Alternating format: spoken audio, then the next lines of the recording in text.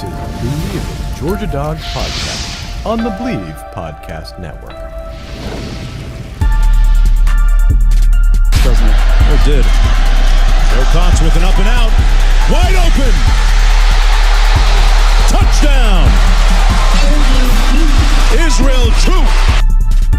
Snap to Young. Drops back. Pressure from the edges. He throws near sideline. And it's intercepted. Intercepted. Keely Ringo at the 21. Off he goes. 40, 50, 45, 40, 35, 30. Near sideline. Breaks the tackle. 20, 15, 10, 5. Touchdown. Touchdown. Touchdown. Georgia. Good evening, neighborhood. How about them dogs? 32, 18. Let the celebration begin.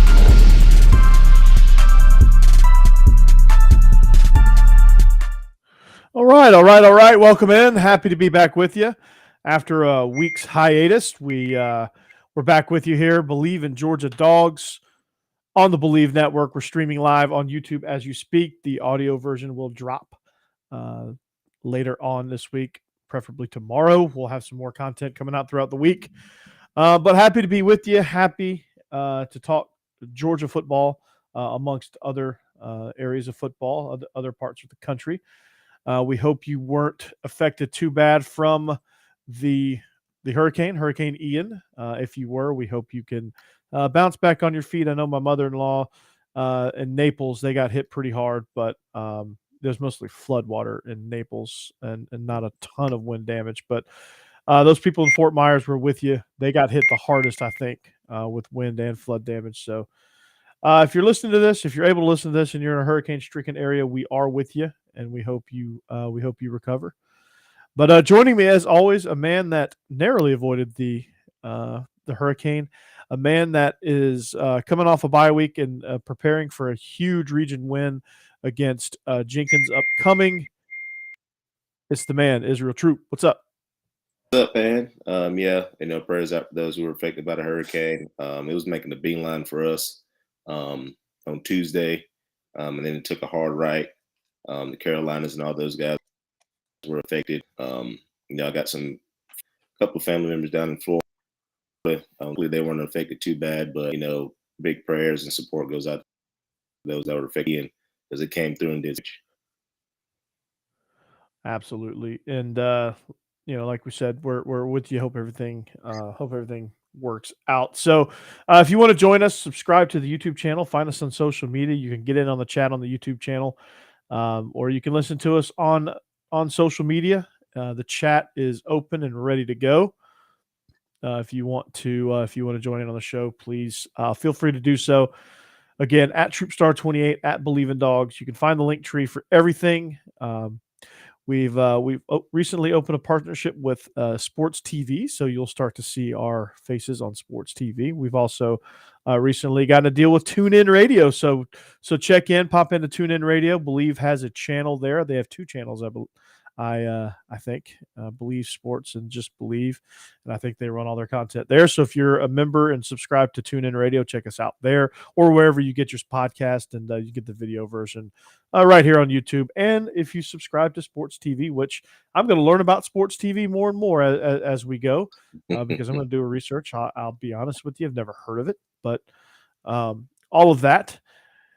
I would also be remiss if I didn't tell you that our show was brought to you by betonline.ag. It is the number one site for all your sports betting needs. They have live game props. They have all the latest odds and news on all sports and all events. You can bet. You could probably get some in-game props on this Braves game right now as they're up 4-3 in the top of the sixth against the Mets to take hopefully a 2-game lead in the NL East. If you're a Braves fan, I know your man Aaron Judge is looking for history. Yeah, he's sitting on 61 right now. I'm excited for him to hit 62. At the same time, don't disrupt football Saturday for. There you go. Well, we got some picks. Throwing that out there. We got some picks as well that we're gonna tell you about. We haven't had a chance to talk about it, but Coastal Carolina came through in a big way the other night against Georgia State. I don't know what they did this week, but they came through huge since the last time we saw you. and I think I did awful on our picks. So I hope you didn't go with my picks. And I would have probably done equally awful this past week because college football is just crazy like that. Texas, Oklahoma, and Texas A&M are all unranked. Kansas Jayhawks 5-0, ranked, about to host game day. So go to BetOnline or use your mobile device. Check in, use that promo code BELIEVE50, that's BLEAV 50 to get your 50% welcome bonus on your first deposit. BetOnline, it's where the game starts, man. So can you believe that? College game day is going to be in Lawrence and it's not basketball season? I never thought I'd see the day. Shout out to the Kansas Jayhawks. In 1 year, they're not even considered a basketball school anymore. Ball is alive and well. Yeah. They've come out, beat ranked teams, won some games that they shouldn't have. Now they're hosting game. They're ranked number 17, hosting a big game against TCU on Saturday. Game day is going to be, like you said, that's awesome for the Kansas Jayhawks. Yeah, and we'll definitely be picking that. We'll tell you what the line is here in a little bit, but this isn't the Believe in Kansas show. I don't know if there is a Believe in Kansas show, but if you're out there and want to host one, if you're a Kansas person and you happen to stumble across this one, you should check us out. You should join in and join the family. So we're going to talk a little Georgia football after a head scratcher against Kent State, where it just didn't seem like we were clicking on all cylinders. We come in, have some guys out. We roll into Columbia, immediately lose momentum, and have to fight and claw our way back into the game all game long after trading field goal. We get down 16-3 at one point, claw all the way back, and win by a final score of 26-22, capped off by a Dejon Edwards touchdown. But it was a rough game for Georgia. Couldn't seem to get much going offensively, especially down in the red area. Defensively, didn't have a whole lot of answers for RPOs. Lost some 50-50 balls when Missouri decided to take some deep shots, and couldn't find any answers blocking Missouri's defensive line. So, Israel, where do you want to start with this game? Where do we start unpacking with this? Is it? I mean, I don't want to hit the panic button yet, but I mean, there is some concern, right? There's obviously some concern. Let's start off by saying, go Dogs. We're undefeated, number 2 team in the nation. Hey, I'll take it. Yeah, I'll take it, man. So anytime you score more points than the other team, figuratively and, realistic. But, there's a little bit of concern, more so from the fact that, up front, we aren't quite, and that comes with it. New guys up front. I saw some fire Searles posting that's his fault. I honestly, going back on last night, more or less, I think Missouri came out and did some things that we weren't expecting. And we didn't quite adjust every time we come out, make adjustment about something different. They had guys standing up, did some twists. They went 3 down, played some man. Really didn't play much zone last night from looking at it. So I think that they just had a game plan for us and they executed up until the last 2 drives where we scored touchdowns. Right. Yeah, I think so too. And, they got us, man. And, they took advantage of some new guys starting in some new spots. And, they did a really good job up front of playing games. And like you said, they gave us different looks and they did what well-coached teams do. They gave some wrinkles on some stuff that they put on film and made sure that we were, they were making sure we were on our toes. A couple fumbles here, a couple missed opportunities, a couple dumb penalties, and a couple breakdowns in protection. And Georgia's in a slugfest trying to claw their way back. Well, they moved to more power counter schemes in the second half. They start to get a little movement on the ball when they started running off tackle.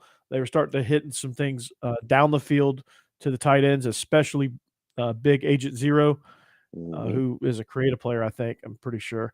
And then they were finally able to just relax and get in a rhythm and play like they're capable of playing. And that was the most important thing, was that nobody panicked. They just kept grinding, kept holding. Like Missouri could have blown that game wide open at any point. Mm-hmm. And Georgia's defense held when it needed to hold. They held Missouri to 3 points, which stymied some of the momentum that they were generating with their big plays. And Georgia's defense did everything they could to keep us in the game and hold Missouri up so that our offense could finally find its footing and get on the right side of this game and not the wrong side.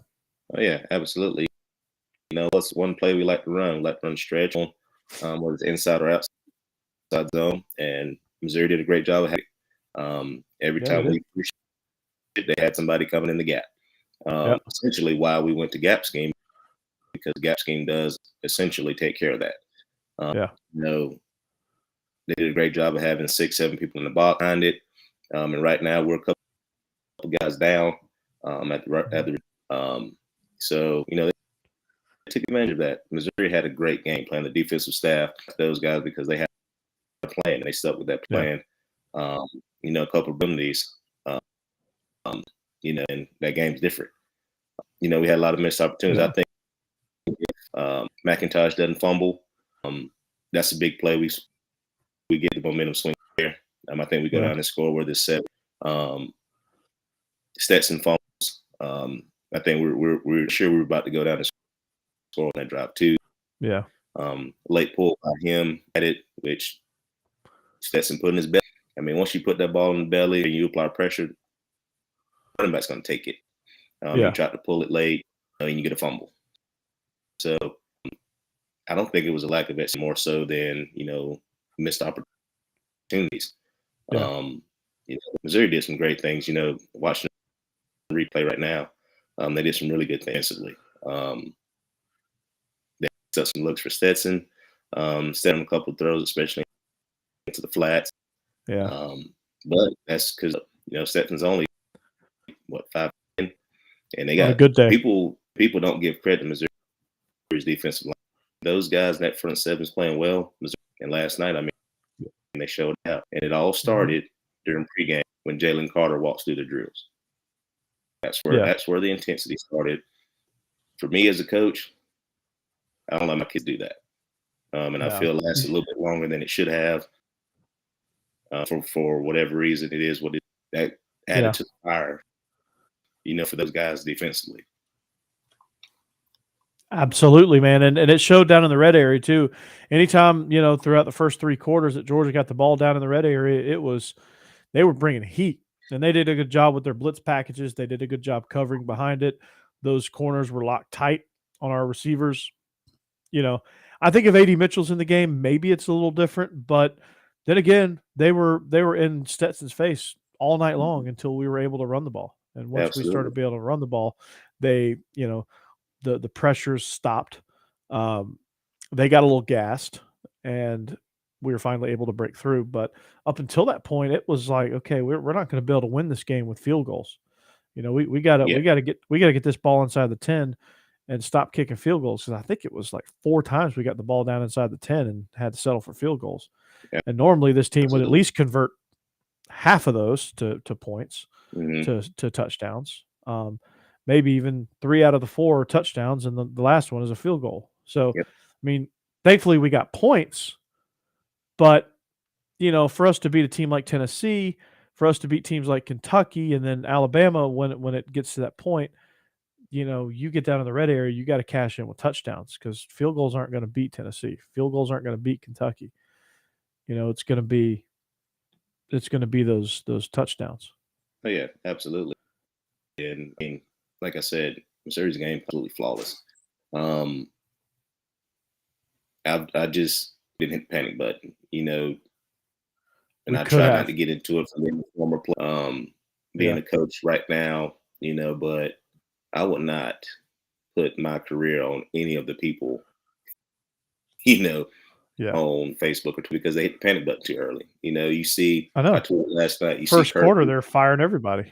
Yeah, you know, their first thing to say is, "Y'all take him out." You know, go through your lumps. He just won his championship. So why was him? That's first off. If Beck's in there, you can't take Stetson out.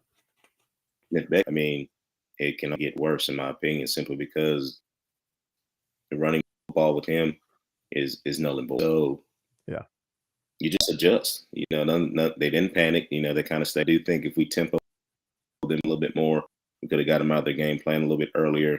At the same time, you're trying to see what they're doing. You know, I'm pretty up on the sidelines. You know, but the guys up top, I mean, they're all working. You know, but every time you have an front thing, Missouri's doing something different. You know, so it's one of those things where you can't, calm everybody down. The environment, I think that's the most people in Missouri's game since like the Gary old coach name. Gary Pinkel. That's it. Since Gary Pinkel was there, so playing that song on third downs that I still can't. It's just one of those games where if you just start singing it, you will. Absolutely. Yeah. So you're on the road. See, you're number one team in the nation. You got a target on your back already, so you're going to get everybody's best shot.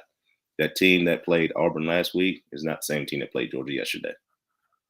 No, that was a juiced up team. They, the atmosphere that's probably the best atmosphere I've ever seen at Faurot Field, honestly. Mm-hmm. And going back to the point of like not hitting the panic button, did you notice something different about Kirby's sideline demeanor? Because usually he's ranting, raving, jumping, yelling, ripping his headset off 150 times a minute. But he looked calm the whole time. He looked calm, but he was decisive. He was coming up. He was coaching. He was getting. I mean, I don't know what was being said, but it looked like he was coaching and not yelling and not. It just seems like either A, he's calmed down a bit and he's got a little bit more self-control, or it is, there's times where you need a foot in the ass, and there's other times where you need just somebody to be, okay, calm down. Here's what you need to do. You're fine. Let's do it. Right. And I think that was a situation where that was needed. Like he just needed to calm down Stetson, because you and I were trading text. I said, hey, we are way too hyped up right now. We need to calm down.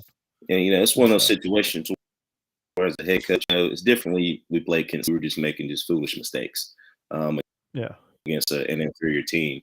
Missouri, I mean, they're a really good football team, so after that, I think after the second drive, I think Kirby realized, like, oh, snap, wait a minute, got to calm everybody down to me. The crowd's into it. He's doing a good job defensively.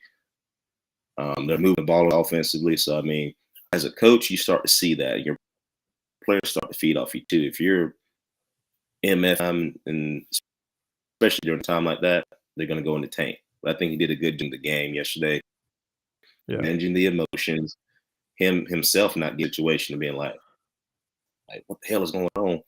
And more so being like, all right, guys, they're doing some stuff we haven't seen. We're a little bit off. Let's just calm down and get to halftime, some adjustments. Let's go back out. And that's what he did. The first telltale of that was the before halftime. He walks up in the halftime interview, which we hadn't seen that all year. And he's calm. Hey, we're gonna. We got to calm down.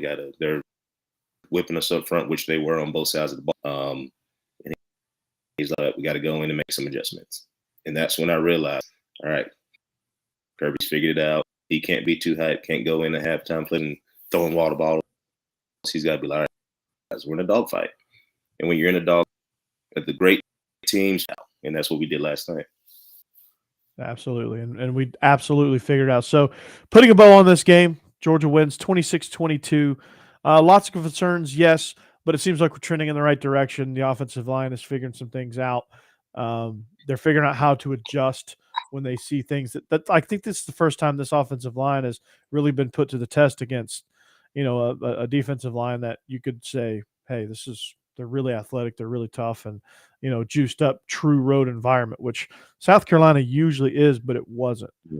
And Missouri was what we thought South Carolina was going to be, a couple weeks ago. and it was nothing like that. And Missouri, this was their first true road test, I think, and they passed. It Yeah. every win's not created equal. We're 5-0, not 4-1. I'll take it. I will take it. People have to understand. I mean, the road to national championship is not an easy road, especially in the SEC.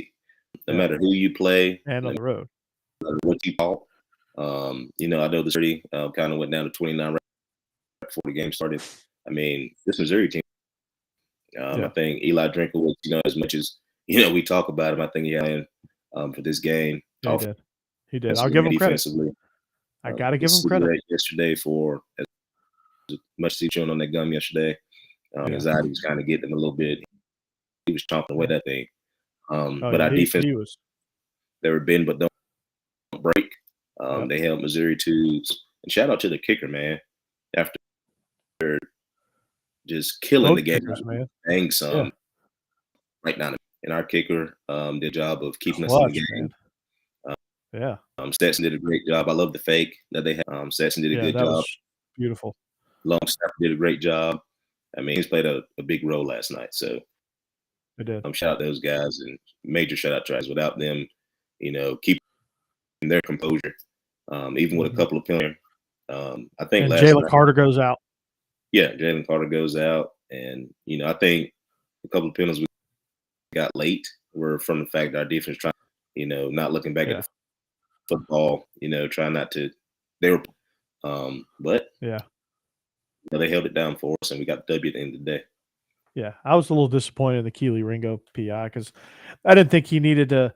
I didn't think that ball was catchable, and I didn't think he needed to grab him. But he earned it. He earned the PI. And if he turns around, I don't think he needed to. Yeah, I don't think so either. But they took a shot. They were going to they said, hey, this guy's running with them, and he's either going to get this or he's going to get a PI. And he did. And so Luther Burden is going to be he's going to be a problem.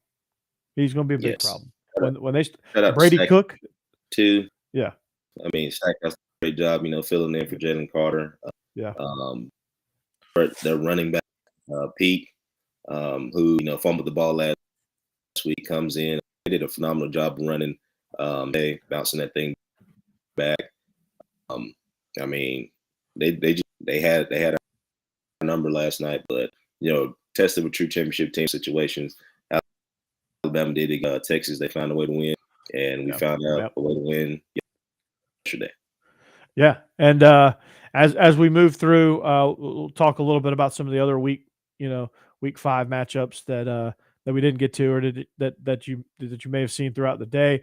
A change that just came through with our Bet Online ad. Actually, the promo code Believe50 will not work. They got a new promo code.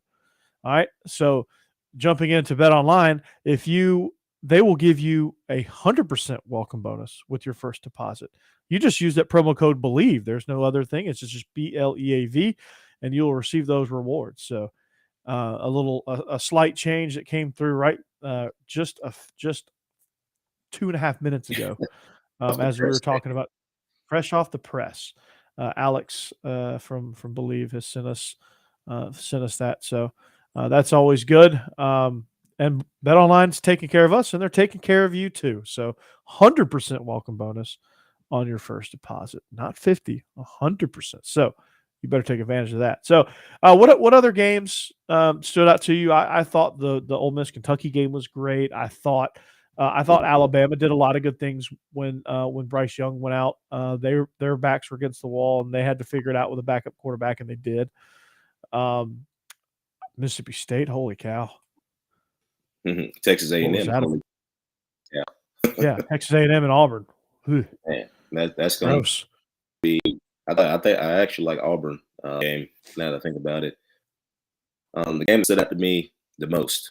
Games, there were some awesome games. Very unexpected scores, especially TCU was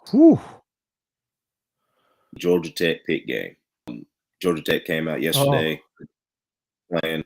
I think one of our coaches is a big Georgia Tech fan, and I said that they were just happy to get rid of Jeff Collins. and they played inspired football yesterday. Took down who was predicted to win big. They were They just predicted played to like win a the different ACC. and Yeah. it was a scary Georgia Tech team, down the stretch now. Sims played well. It's very rare that we rag on Tech, but they look like a totally different today. And I got to give them props. They got a big win against number. So, the most and the other intriguing game was Oklahoma. You got Brett Venables, who's a defensive mastermind, and they can be Hacksaw Max everywhere. Duggan, man, player of the week. Looked like Michael cool. Vick out there, man. Throws for like 6,000 yards. Oklahoma. There's work to do. Prayers to Wisconsin Gabriel got throttled yesterday, and Wisconsin. You just told me about their whole situation with they got with throttled by so. Illinois, 34-10. Brett Lemon, man, listen, he was ready to go. He geared up for that one, but I think this was and correct me if I'm wrong. And this is eerily similar to me. I think when they fired Coach Richt, it was more of he's burnt out, but Kirby's about to take the South Carolina job. Yeah, and we need to make this move if we're going to get Kirby. Yes, and I felt like that move was more about that than more about less about what Mark Richt and all that stuff, whatever you want to believe. But I think it was more about getting Kirby versus more than firing Richt. Yep. And they felt like they had to do, yeah. And it was disappointing, but they had to do what they had to do in that scenario. Yeah, they had to make a move. Wisconsin, now that Jimmy Leonard, their defensive coordinator, their star defensive coordinator, he's popping up in some of these job searches, like Colorado just fired Carl Durrell. Jimmy Leonard is popping up in all of these searches, right? Mm-hmm. So it's like Coach Prime, Jim Leonard, and then whoever else after that. I mean, those are the top two names I keep seeing. Lance Leopold, which Coast of Carolina's coach. Yeah, Coach Jamie Chadwell. Stuff too. So, Mark, what's his name over at North Dakota State? He's in some of these lists, but Wisconsin's like, okay, we cannot lose Jimmy Leonard. Mm-hmm. So Paul Christ, it's been real. You just got thumped by Illinois, who is a bottom feeder in the Big Ten. Bielema was bringing them off the bottom, but let's be real about this. For the last 6 years, they've been scraping the bottom of the barrel. They've been under the barrel. They hadn't been good since 2007. When they went to the Rose Bowl. They had juice. Yeah, when they had juice. So it's been a long time coming. So now, and they've been playing good, but not great. But they walk in and they thump Wisconsin 34-10, and Wisconsin just looks pitiful. Mm-hmm. So we'll see kind of what that does. He'll have 7 games to audition for the Wisconsin job. So he's either going to – so Wisconsin is geared up to hire Jimmy Leonard. So the scenario for Jimmy Leonard is good because he's a Wisconsin alum. Wisconsin wants him, which is why they're giving him a 7-game audition because they don't want him going to Nebraska. Nebraska's going to come hard after Jimmy Leonard. They don't want him going to Nebraska. They don't want him going anywhere in the Big Ten or anywhere for that matter.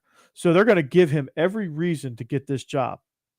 And if it doesn't work out, it's going to have to be a monumental collapse, which I don't think it will be. Yeah.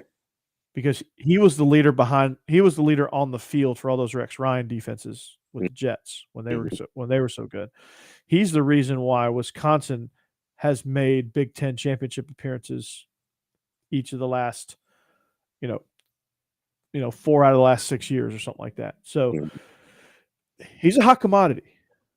And so I guarantee you Matthew Perkins and the Hebrew Hammer, Matt Bernstein, are going to be talking about that on Believe in Badgers. So if you want, we're not going to do a full analysis on the Badgers coaching search, but if you want more of that, you should go check them out because they will, I'm sure Monday Morning Fullback will come out and they will talk about that. So a game that surprised me also is Clemson. They're starting to figure some things out. I thought NC State was a little bit better, but they walked into a crazy environment and they forgot how deadly Death Valley is for Absolutely. opponents. You know, And DJ Ogulale, DJ played well, and he's when figured it out. Clemson has a thing when their quarterback's playing well, they play well. This plays better, especially plays better. When the defense is playing, when QB's play bad. So DJ stepped his game up. He's starting to understand his role and kind of what they want him to do now. So at the end of the day, Clemson's Clemson. They're back at the top of the ACC. So I have to knock them off the pedestal. Yeah, and NC State was supposed to be the team that did that. As much as I despise talking about Dabo, they had a really good plan yesterday. Against NC State. Number 10 team coming in, and Dabo did a really good job of having his guys ready in successful situations last night. So, too. And to me, it seemed like the coaching staff just didn't know what they had in DJ. Didn't know how to use him properly, because it was a lot of situations where DJ just looked like a quarterback that didn't know what he was doing. And you're sitting there going, do they know he can't really do that? Do they know that's not his strong suit? Yeah. It's one of those things where the game plan needs to be geared around him, kind of like they did Deshaun. Ball with him, quick, easy passes, stretch the field if you have a chance to take a shot. But the game plan has to be centered around him. I think they tried to center it around, and, he didn't really understand the game plan. And now he's starting to, and you can start to see why he was so highly touted, coming out of high school. Absolutely. And it's good to see, because it's good to see a more competitive ACC. Florida State is back in it somewhat. They lost a tough one to Wake, but Wake, behind Sam Hartman, had a really, really nice game. That when they needed him, he was dropping dimes. So I'm sure they're glad to have him back. Jordan Travis looked every bit of the part. They just couldn't quite hang on there at the end. But the environment's back in Tallahassee. They're playing a lot better. They're in a lot more games. They're finally ranked for the first time in a long time. So at the end of the day, Mike Norvell, I'm wearing your gray hoodie all year. Dog, don't change it up. Go back to the hoodie. My wife's a big Florida State fan. That's the first thing she pointed out. As soon as kickoff, she was like, "Why does he not have on the hoodie?" I'm a creature of habit. I'm superstitious too. I wear the same thing every Friday night. So she was like, "Where's his gray hoodie?" And you see it. So Florida State fans were talking about it the same way. So I know it's not just us as coaches. Notice little things like that. Yeah, absolutely. So shout out to your wife. And the last game from this week before we move on, before we look forward, that stood out to me was Ole Miss Kentucky. And a lot of people are downplaying it, saying, okay, well, did Ole Miss win this game, or did Kentucky lose it? I think Ole Miss won the game. They played hell of a defense yesterday. They're getting turnovers. They're harassing back. This looks like a total different Ole Miss. And of course, that comes with coaching and putting the right guys in places. Kentucky gets the ball back, and they're about to score. They force turnover. They hit the quarterback. He fumbles the ball. I think Ole Miss defensively played a hell of a game yesterday. There was a couple of times they could have folded. Kentucky did a job of making some things happen, especially when some of the plays broke down. At the end of the day, Ole Miss won that game. You can say, Kentucky turned the ball over. Yeah, they don't turn the ball over, you win. What I feel. Yeah, protect it. It's a two-way street. I think the perspective that comes from this is a lot of fans don't understand that, like, one team turns it over, the other team has to cause it, right? Like, the other team did something right to cause a turnover. It's not like dude was just running, he just coughed it up, right? They did a good job. He was upside down, Jesus, he's up in the air, the ball comes out. So it's just one of those things where you win 8 times out of 10 you're going to win that football game. If you call turnover. So Kentucky played a good game. It's held them in, especially after going down so big at first. Good job of slowing down Ole Miss. Ole Miss kind of shows in the foot a couple of times. Lane Kiffin, who I love and who I admire, just from a play calling standpoint, we shot ourselves in the foot a couple of times. But for that back and show their resiliency as well, Ole Miss is going to be a dangerous team. Coming, they'll get those little things offensively. I'm looking forward to that Alabama Ole Miss game because it is going to be a show to watch. Absolutely. And are you shocked at all as far as Ole Miss having so many transfers? If you see me keep looking over, I'm looking at the Braves game, which it is 5-3 in the bottom of the 7th, looking to complete a sweep of the Mets to go up 2 games in the East. But are you surprised with so many transfers that they're good this quickly? Yes and no. Yes, in the sense of they're able to get these guys to be so early. Obviously, transfer portal these guys, but to get them to buy in and do exactly what you want within the program, for right now, they're doing a great job of getting these guys ready to play. Because without these guys, Ole Miss would be. They're getting some guys, healthy. Otis Reese made a great plays yesterday for him. I know him personally because he knocked out back in 2017. And he was a part of that, the quarterback's upside down praying to Jesus yesterday. On the defensive side of the ball that they haven't had in a very him and Aishin Young. So. Yeah. Because, to me, obviously I'm not surprised because Lane Kiffin and they do a great job over there on both sides of the ball. But, it's a new scheme. It's that 3-2-6 look where you have 3 safeties. And that's not an easy system to learn. Yeah. And these guys come in and they must have hit the right pieces because those guys fit in just perfectly. Jared Ivey, Aishin Young, Otis Reese has a spot that he thrives in. I mean, they all have very specific roles, and they play those roles really, really well. And that's part of the buy-in that you want as a program. You have pieces that play their role to a T and and if their role is to scream down the alley and make the quarterback be upside down and praying to Jesus, that's what your role is. That's what you're going to do. And that's what you're proud of. Yeah. If your role is to play center field at safety and rob everything, do it. If your job is to take on double teams as a nose guard and create piles, thrive at that. And that's what Ole Miss is doing. Lane did a great job of, advocating for his players, talking about the crowd stayed in it last night. Yesterday afternoon, 11 o'clock kick, that the stadium's packed. And that just shows, he has control, his program. They believe in him. The support that he has. He said one thing, way of saying things sarcastically. And he got the job done. So it's just one of those things to where you got to be like, all right, guys, this is what we do. Let's go out here and show. And they did a really good job yesterday. Playing against a very good Kentucky team. Mistakes or not, they came out with a dub. They did. Very, very good. So we're going to put a bow on week 5. We're going to move on to week 6. Week 6 is going to be very, very good for the Dogs. They welcome Auburn between the hedges.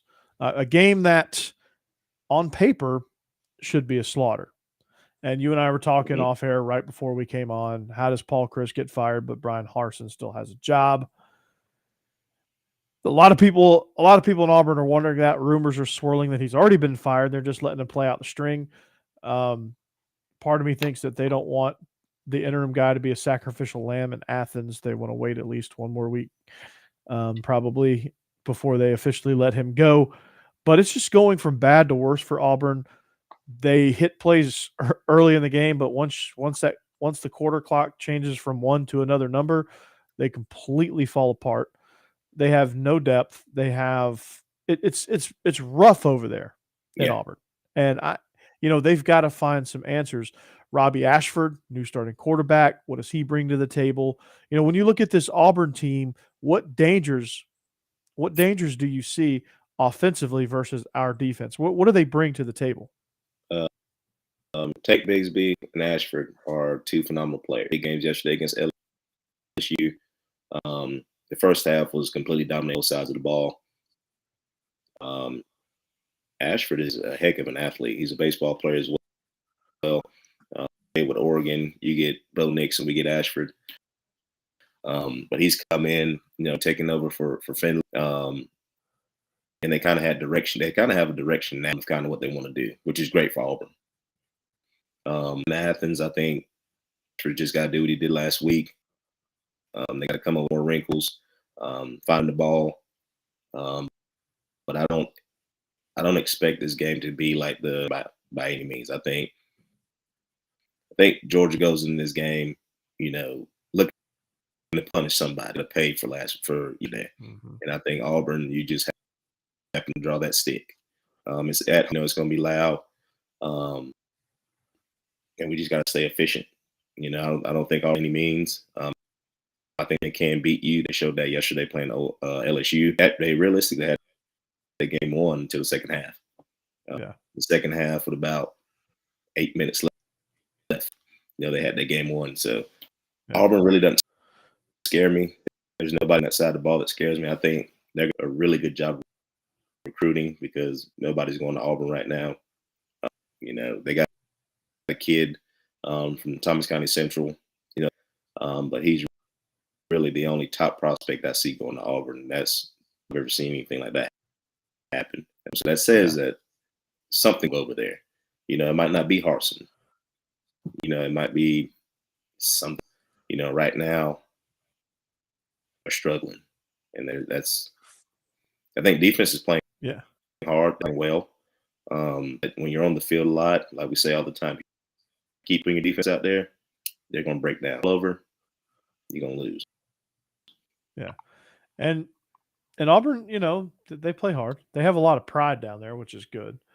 But it's just not. There's just not a connection there between Harsin and the rest of the team. There's just something off with them. Like it just seems like the first time something goes wrong, things fall apart.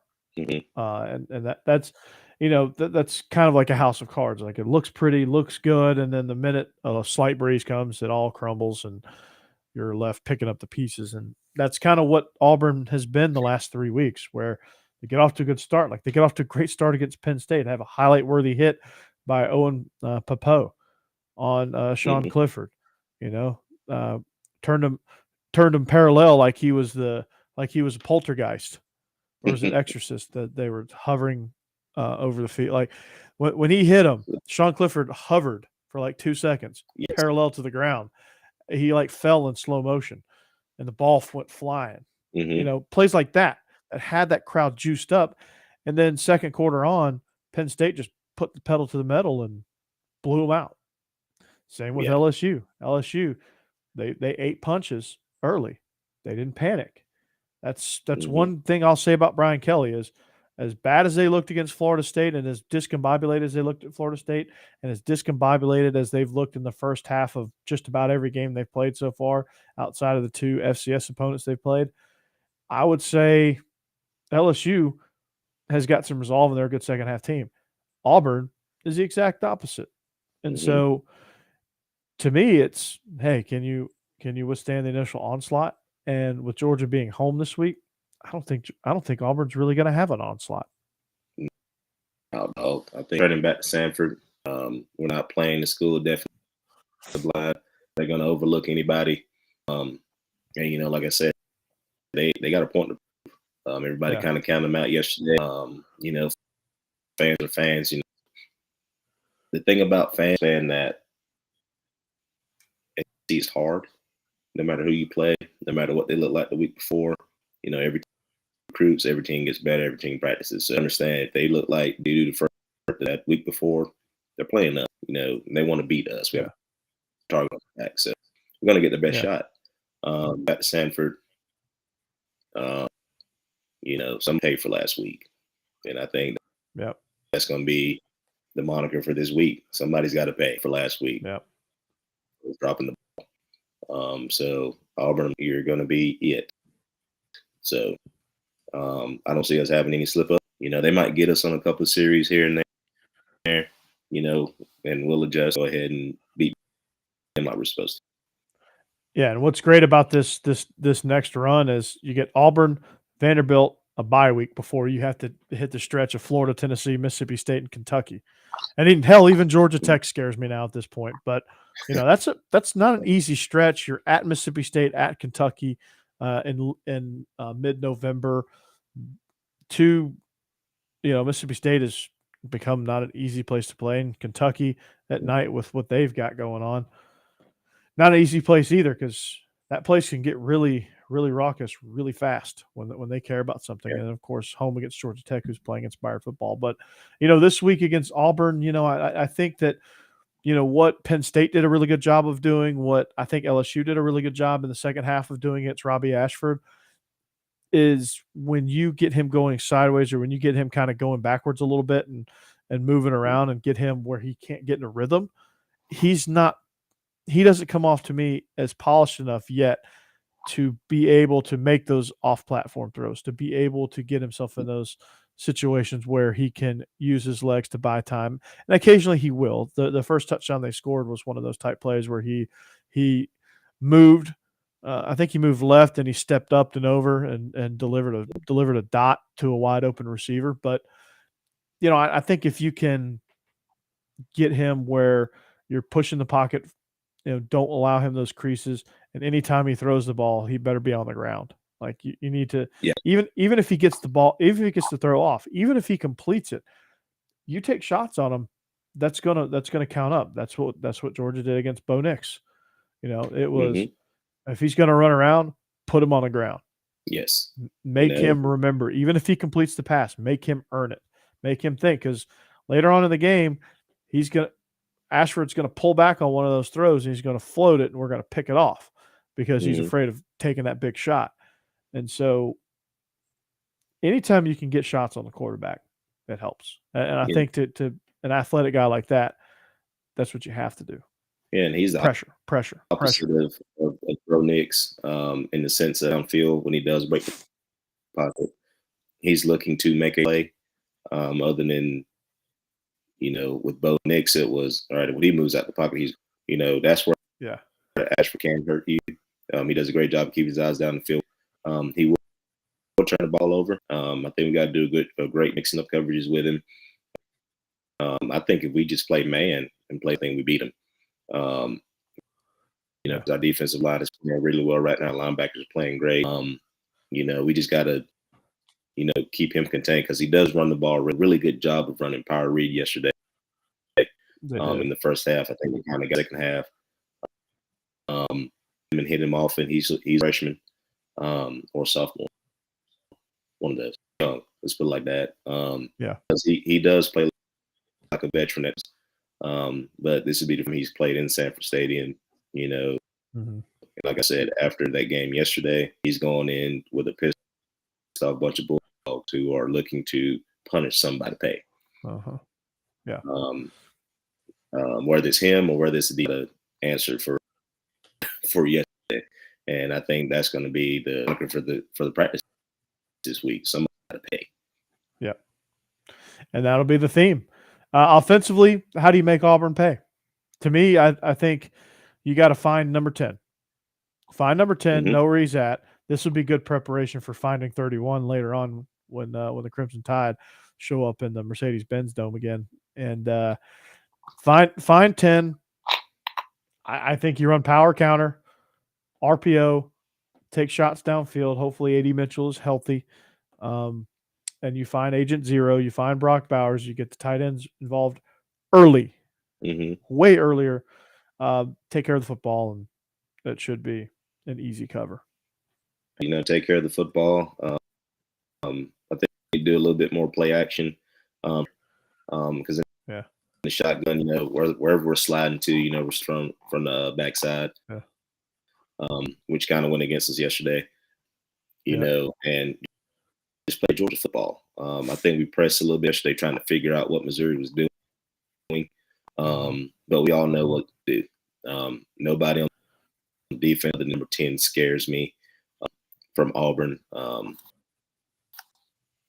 They're really good, the defense. But at the end of the day, I think, like I said, I think we're better. We need to, get the receivers involved early. Like I said, with play act, screens, things like that, things that we know that we can be successful at. We need to play with some, which we kind of hit Missouri with yesterday, late. And like I said, if you start tempo and early, you can slow it down as the game goes on. Yeah, just little things like that. Get sets in the rhythm, get them some early catches.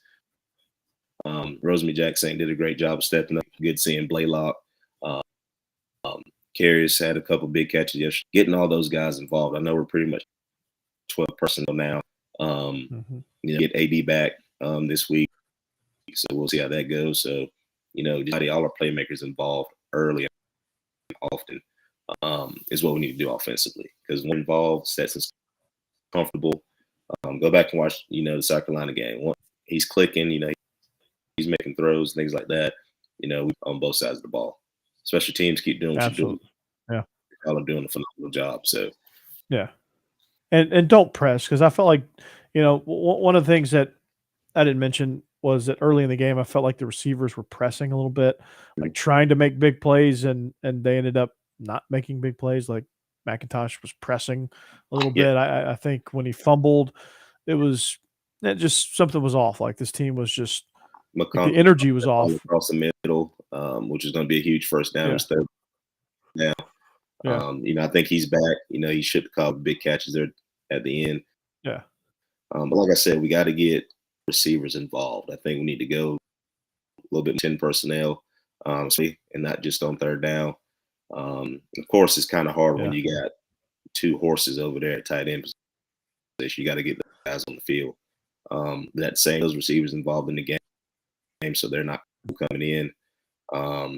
Spread the wealth a little bit. Get those guys in a rhythm too.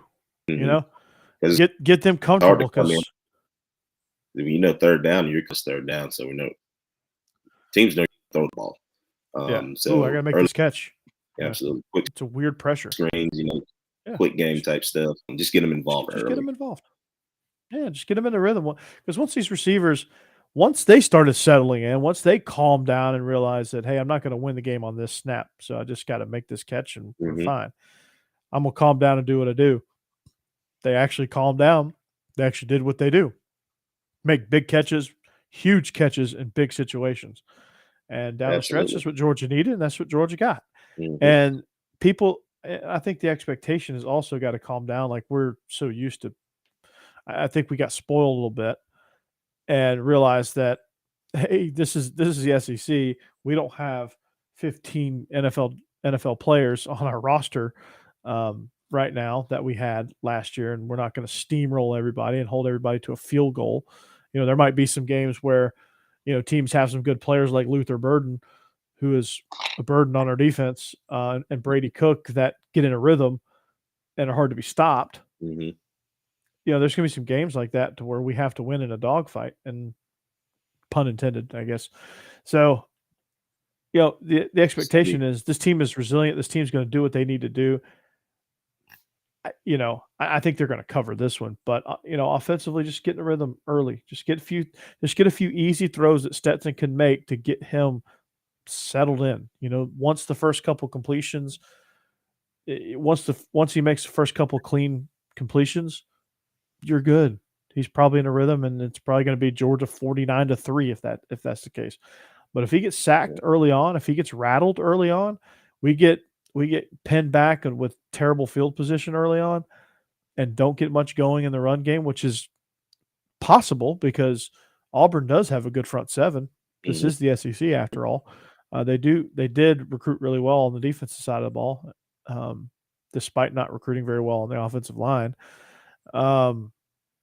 Running lanes might be not as plentiful in the first quarter, so we got to be able to make plays to overcome that. 10 personnel, short throws, quick throws, rhythm throws can help you with that. Absolutely. So just stay on time. Both of our coordinators, so we understand this more than anything. Once you stay on time, everything kind of falls into place. So, like I said, like we did all along, they did a great job of not panicking. Last night, same thing goes when you're back at home. Don't panic. The game, you got to go for the game. Just stay on time, stay on track. And I think we went big, and it's Auburn. I'm still upset that we're not playing this game in November like we're supposed to. So I still get a little antsy, when we play this game in October because they were crying because they had to go play Alabama afterwards. Yep, exactly. So now they're crying because they have to go play. I think they go play A&M next. I think, right? Mm-hmm. A&M's got a big one against Bama this week, so that'll be fun. Wow. So what's our Georgia 29.5-point favorites this game. Also the over under if you want to take a same game parlay. Let me check the over under on that. This is the 3:30 CBS game. It is Georgia's 29.5-point favorite, so we'll call it 30. The over under is set to 48.5. So kind of odd numbers there. So I guess they think it's going to be a 29-0 or a 31-3 type game. Yeah. No, the math's not right on that. Or 34-3 type game. Yeah, I'm going to take the under. Just from the simple fact is I think them offensively. We do get back on track offensively for us. But 9 points is a big deal, especially considering we were 29 in Missouri supposed to be, but we also how that game went. But I think we get back on track defensively. We hold them, and offensively, I think we pretty easily and go and cruise to victory. Absolutely. I think the same thing. I think it's hard to pick the over these last 3 weeks, but I'm going to pick the under because I think it's going to be like a 38-10 type game. 38. Actually, it's going to be a 38-6, 38-7 type game. I think we're going to get a barely cover late. I think, we're going to get real close to the over.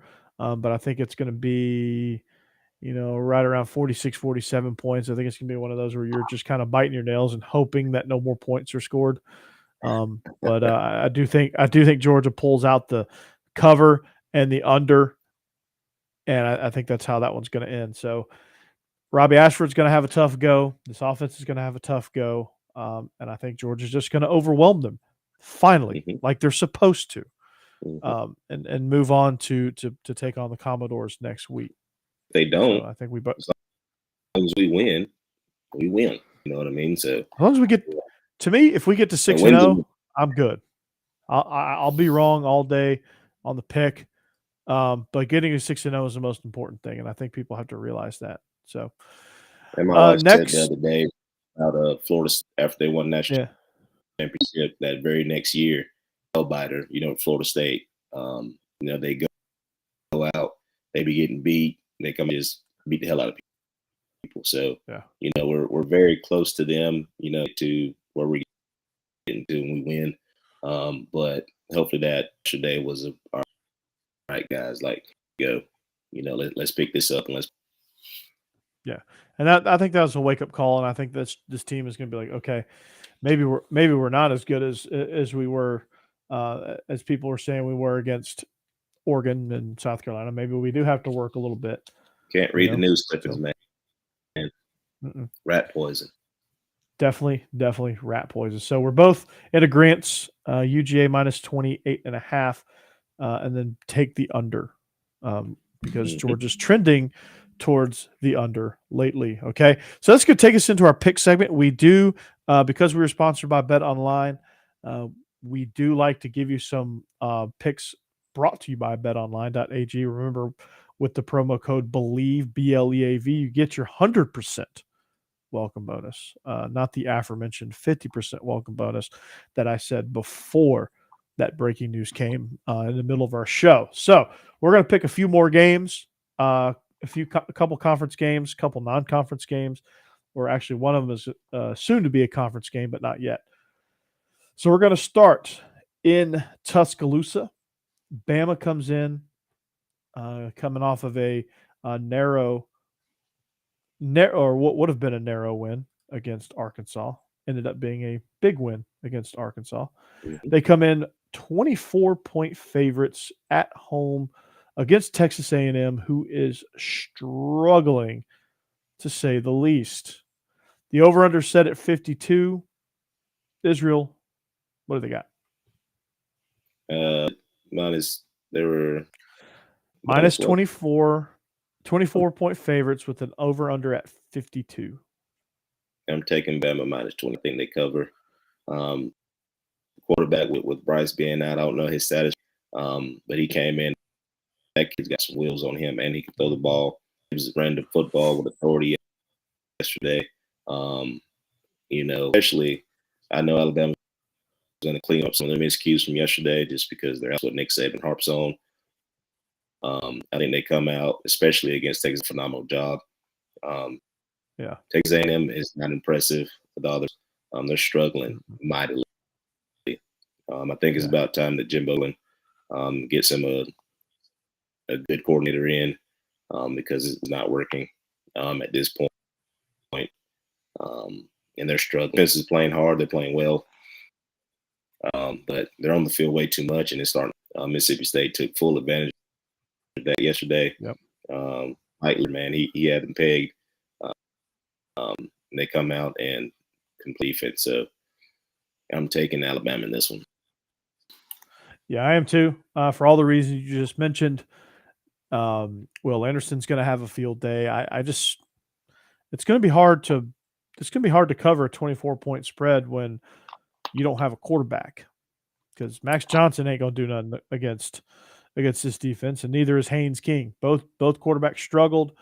Devin Achane can only do so much. This defense, if they're on the field for 85, 90 plays, they're not going to do much. And Bama's a big play team, and Bama's going to do just that. They're going to make big plays.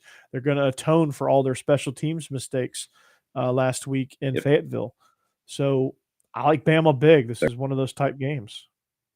3rd and 15, quarterback scampers for 77 yards in their own, backed up in their own territory.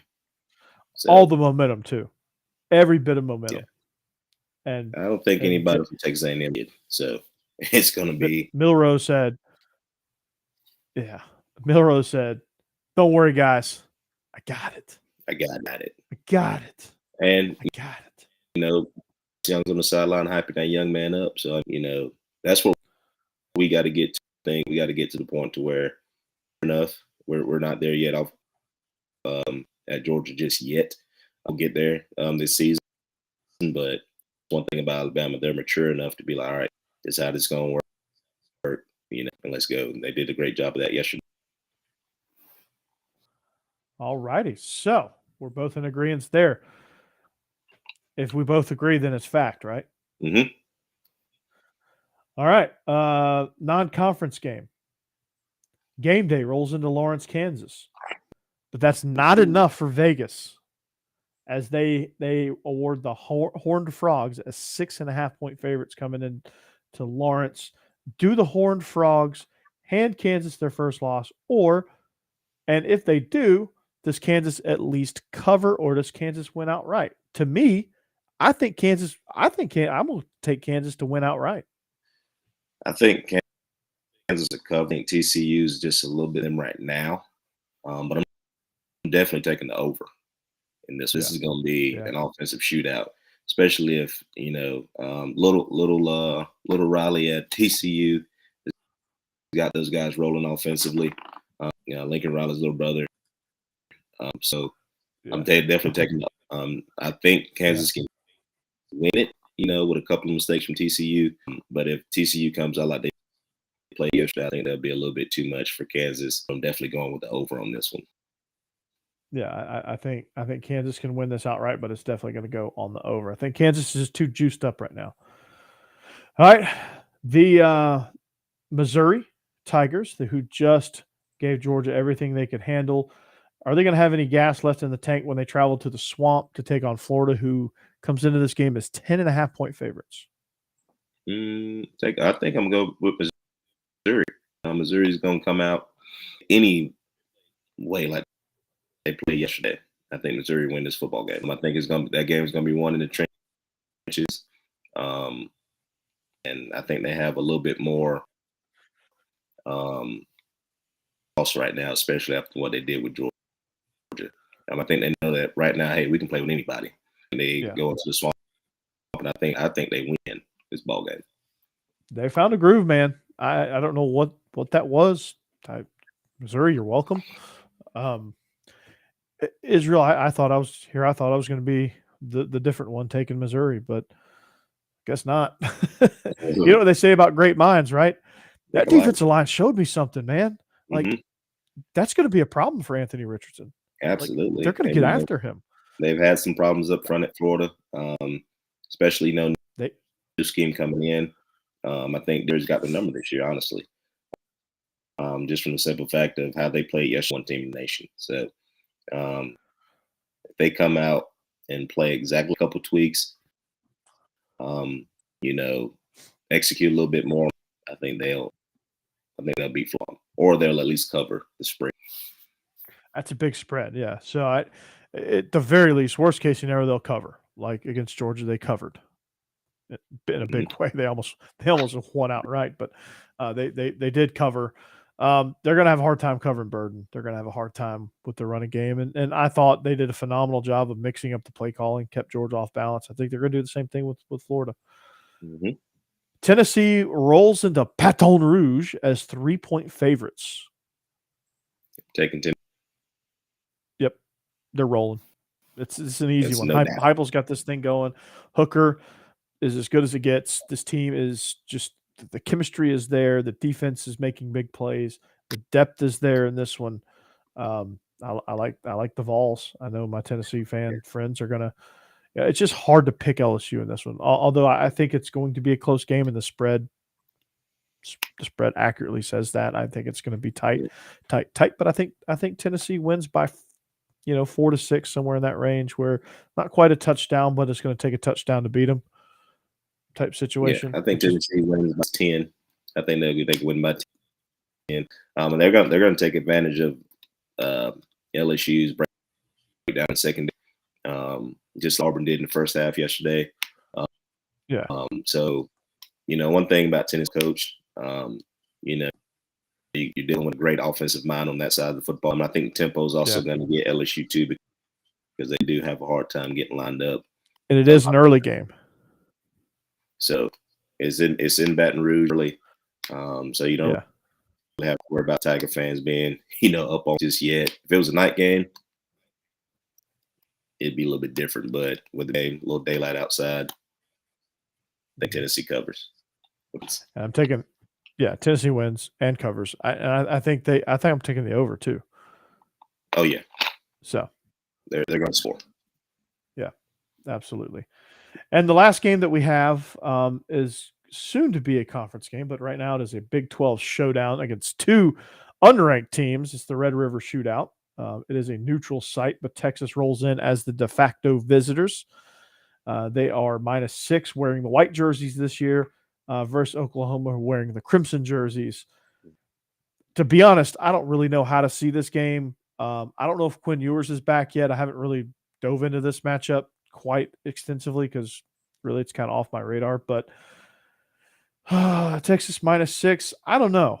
I think OU covers this one. I think they're tired of getting beaten. I think Texas is just what the doctor ordered for the Sooners. That's how I see it. So I'm taking Oklahoma here. Hey, we disagree. The Texas loss from the bounce back last 2 games, especially yesterday against West Virginia, against a guy who does throw the ball, and our old friend Daniels. They did a really good job. Defense stepped up. Defense kind of put them on the back, last 2 games. So if I'm Sarkisian, which he's a phenomenal coach, I'm looking at kind of what TCU did against them, tweaking it to where it fits what we guys on defense for Texas. I think they put the win and they cover. on Saturday in the Red River Shootout. His first Red River Shootout. I think he wins it. Put that hat on, big dog. All right. Okay. It looks like we have a little disagreement here. Finally. I thought we were going to go the whole show without disagreeing. I thought. Yeah, you do. Or a red highlighter to match your shirt there, like Digger Phelps. There you go. So, but yeah, that's going to do it for us here. That's the pick segment. So to recap, we both have Kansas plus 6.5 and the over. We both have Missouri plus 10.5. We're both on the Tennessee train at -3 on the road at LSU. I like Oklahoma in the Red River Shootout +6, and you like Texas -6 in the Red River Shootout, wearing the white jerseys. We both like UGA big -28.5, but we're both taking the under. Mm-hmm. We both are taking Bama -24 as well. So if you're keeping score at home, those are the rundown of our picks. If you want to make a bet, make a bet. But otherwise, if you get them wrong, it's his fault. Wait, there it is. Yeah, right there. His fault. Troop Star 28. No, just kidding. Direct all complaints to at the Stephen Willis.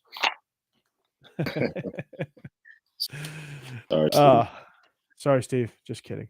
But that's going to do it for us here on the Believe in Georgia Dogs podcast on the Believe Network. We hope you have a great rest of your week. Look out for more content coming around throughout the week. You can also catch me on Illegal Motion, College Football Podcast, and SEC After Dark as well. So catch me for more content and in those places, as well as right here on the Believe in Georgia Dogs YouTube channel, wherever you find your podcast, TuneIn Radio, Apple Podcasts, Spotify. If it's an app on smart TVs, I got to do some research on that, but you can find us on Sports TV as well. As soon as I get this show over to Joe, who's going to get it to Jenna, who's then going to get it to Sports TV, who's then going to put it on the air. Sounds like a long process, but I don't think it's that long. So for Israel Troop, I'm Corey Burton. Again, this is the Believe in Georgia Dogs podcast on the Believe Network, presented by Bet Online. We hope you have a great week. Follow us on social media, like and subscribe, and we will catch you later. Goodbye.